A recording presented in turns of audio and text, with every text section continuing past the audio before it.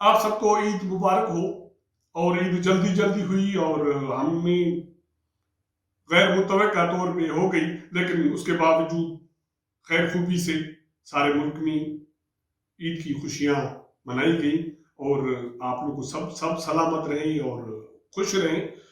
ہمارا آج کا موضوع بھی سیاستی ہے۔ عید کے دن ہیں، چھٹیاں ہیں، اس کے باوجود حکومت کو جلدی ہے، انہوں نے شہباز شریف کا نام ECL میں ڈال دیا۔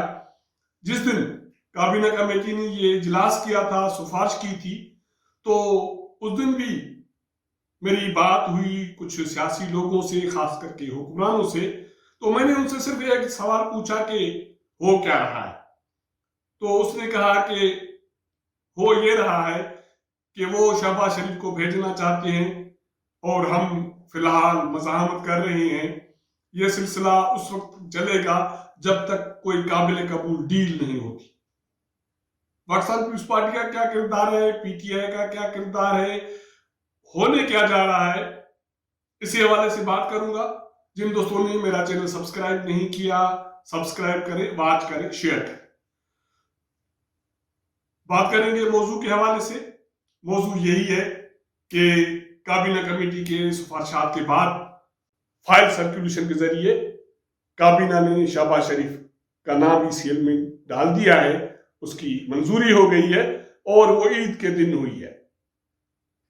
حکومت کو جلدی کیا ہے، ہونے کیا جا رہا ہے، اس کے حوالے سے کچھ بات کروں گا۔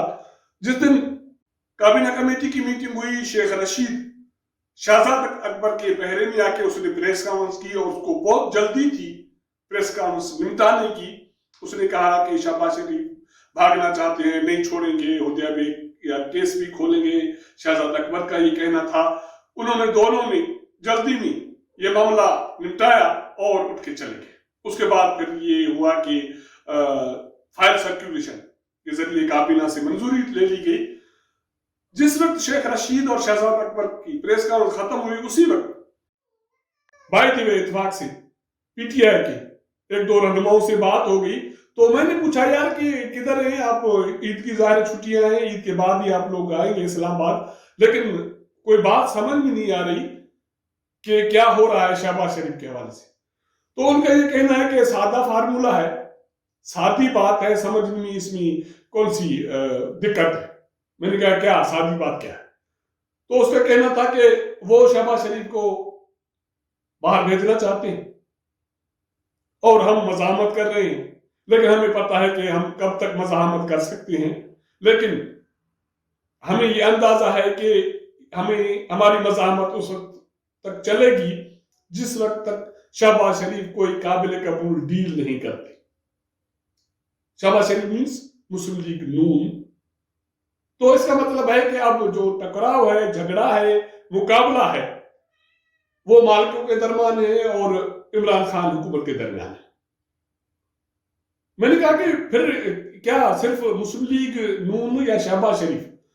اس نے کہا کہ اس وقت نشانہ مسلم لیگ نون ہے، PTI کا نشانہ بھی مسلم لیگ نون ہے، مالکوں کا نشانہ بھی مسلم لیگ نون ہے، ایون یہ اس کا دعویٰ ہے، الزام بھی ہو سکتا ہے، اور پاکستان پیپلز پارٹی کا نشانہ بھی مسلم لیگ نون ہے۔ اس کی وجہ یہ ہے کہ ابھی تک یہ جماعت مزاحمت کر رہی ہے، حالانکہ جو خطرہ تھا وہ پہلے PDM کے ساتھ تھا یا PDM سے تھا۔ PDM کی ہوا نکل گئی، پاکستان پیپلز پارٹی نے اور ANP نے اس کی ہوا نکال دی۔ اب ہم اور پاکستان پیپلز پارٹی ایک پیج پہ ہیں۔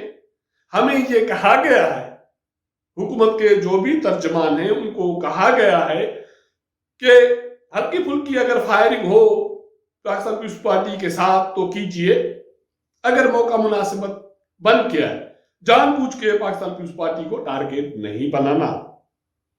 یہ اس کا دعویٰ ہے کہ جو ترجمان ہیں ہمیں واضح یہ ہدایت جاری کر دی گئی ہے، لیکن نون لیگ نشانہ رہے گا، اور شہباز شریف کا روکنا اس وقت تک رہے گا جس وقت تک مسلم لیگ نون کوئی قابل قبول ڈیل پہ نہیں آتی۔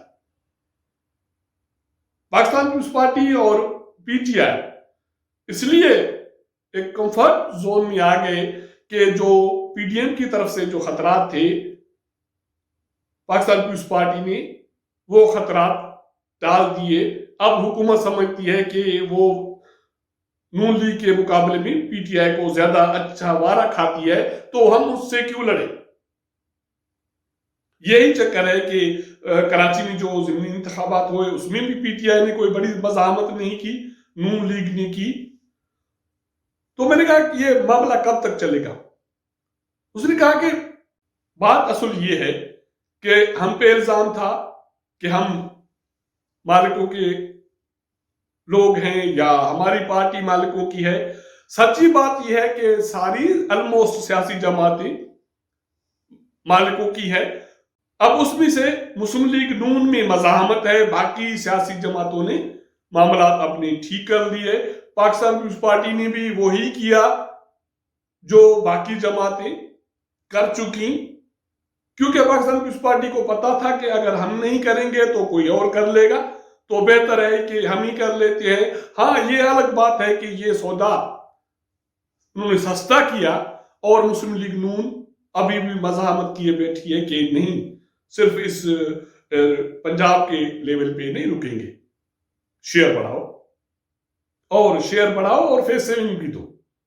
تو اسی بنیاد پہ جو مالک ہیں، مالک آپ سمجھتے ہیں کہ کیا مطلب ہے. مالک سیاسی ٹرم میں مطلب کہ پنڈی والے، اور بھی اگر واضح اس کو کیا جائے تو مطلب اسٹیبلشمنٹ. وہ چاہتے ہیں کہ شہباز شریف باہر جائے، میاں کو سمجھائے کہ قابل قبول فارمولے پہ آ جاؤ، ایسا نہیں چلے گا. ملک کو ضرورت ہے اور ملک موجودہ حالات میں نہیں چل رہا.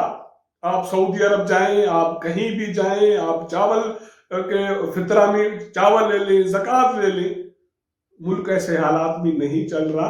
تو اس لیے اب مسلم لیگ نون ہی ایک جماعت فی الحال بچی ہے. یہ پی ٹی آئی کا ایک ذمہ دار ترجمان کہہ رہا ہے.